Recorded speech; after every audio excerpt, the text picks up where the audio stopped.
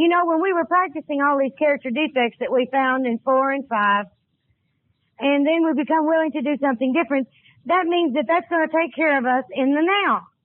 But it's not going to correct what we've done in the past. And you're going to have to clean up the wreckage of your past before you're going to feel good in the now. And if you don't feel good in the now, you're pretty much going to be feeling good in the future. You'll be a lot better to equip what happens as life comes down the road. Now, on this list, I said, well, I don't know who to put on this list. And she said, my sponsor said, well, you might start out with everybody you know. And I thought, well, that was a tacky comment, you know, but that was the truth. Start out by, and the first people I listed were the people that I felt owed me an amends. He said, what's your shit list? Put those people down first. And I thought, I'm gonna like this. I'm really gonna like this. And then when we got through with that, she said, now anybody that you know you've hurt. And of course there are some that you know that you've hurt. And then she said, okay, now ones that you feel like there's something wrong between you two. That you don't feel comfortable when you're around them. Okay, I put those down there.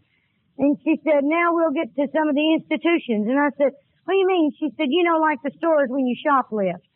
And I said, oh, those. Oh, funny you should forget those.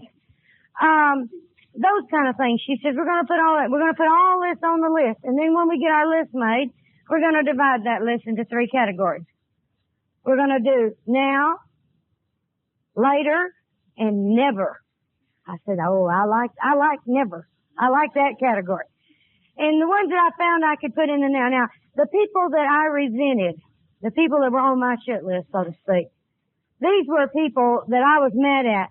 And usually what I was mad at was their reaction to something that I had done. You know? If you ever look at the resentment, you know, and to realize that those people don't resent you for nothing. And you know, I resented them for resenting me. I resented the fact that people, yes, that people would not let me run over them for free.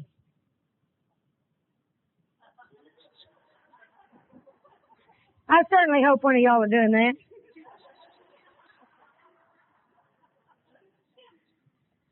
And so I had to put all these people on this list. Now see, this step is not a hard thing. It's just putting them down. The hard part to me was becoming willing to make an amends. Now let's talk about amends. Amends is not apology. It doesn't say made direct apology.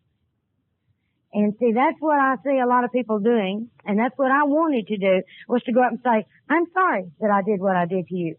That doesn't change a thing. An amends corrects, heals, changes. I'm sorry changes nothing.